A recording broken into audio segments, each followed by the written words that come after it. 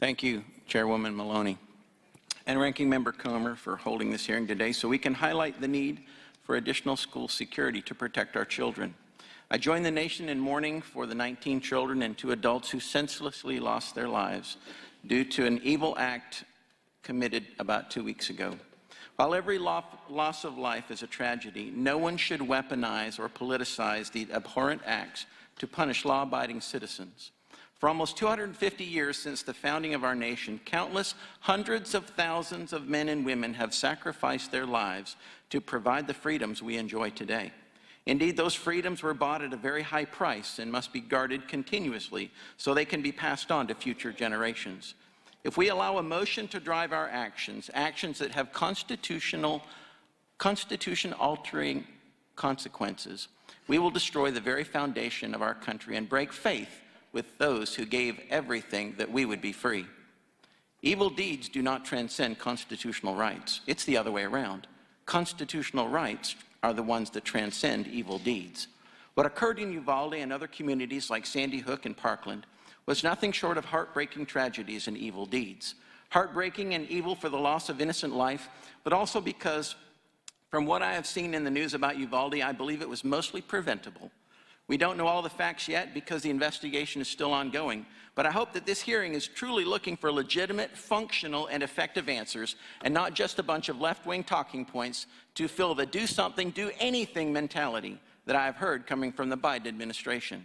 The White House press secretary, Ms. Jean-Pierre, said on Tuesday, May 31st, that President Biden is uninterested in pursuing tighter security at schools in the aftermath of the Uvalde tragedy. And I quote, "I know there's been conversation about hardening schools. That is not something that he believes in," said Ms. Jean-Pierre.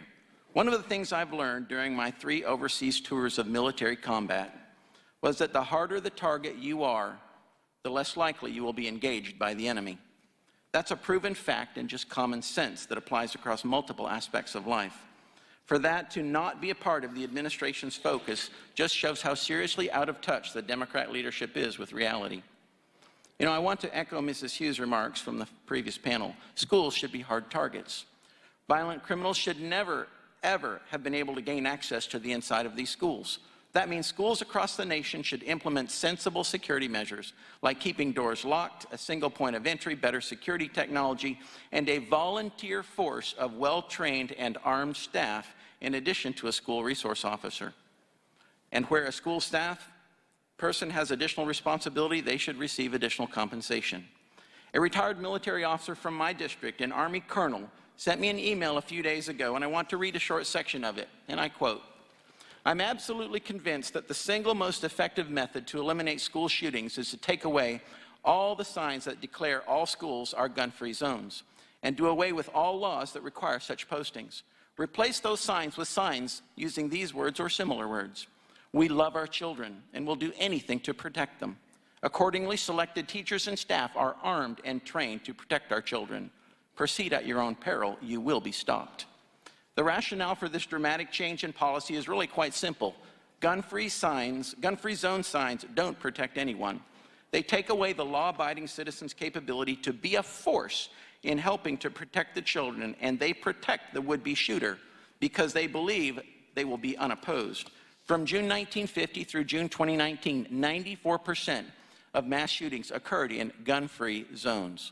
If a would-be school shooter doesn't know who is armed and who is not, they would likely move to a more vulnerable target. Most potential school shooters are cowards at heart.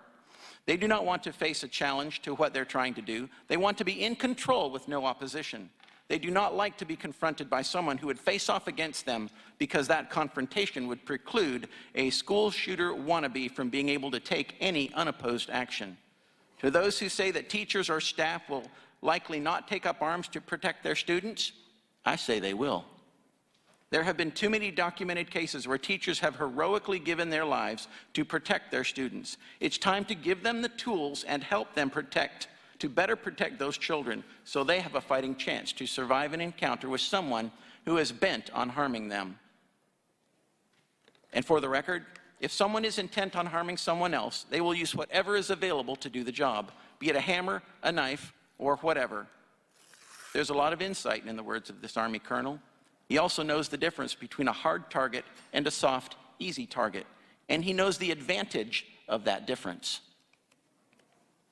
Ms. Ware, you were involved in Heritage Foundation's School Safety Initiative, which was developed after the 2018 Parkland shooting, correct? Yes, sir.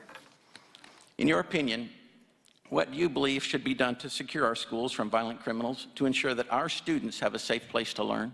Well, I think there are, as I mentioned in my testimony and then again in my written submission, there are several avenues that can be taken, including physical security improvements. Again, it has become popular to mock people for talking about doors and those sorts of things, but these are basic security components of the rest of our everyday lives. We see them in apartment complexes. We see them in the building we walked into today. We see them in most corporate buildings that we walk into in any given day. In terms of having a quicker armed response, I think schools should have the flexibility to decide how that happens.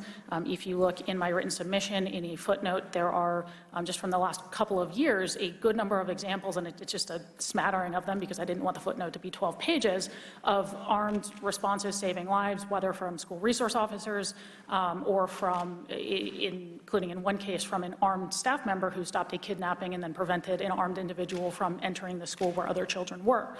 And I think, again, a key component of this is not just looking at physical security, but also, as plenty of witnesses have mentioned, having the adequate mental health resources. We're not talking about blaming mental illness, but we are talking about, when you look at, one, what it means for human. The gentleman's time has expired. I would end by saying, looking at licensed mental health professionals in schools. Thank you very much. I yield back. The gentleman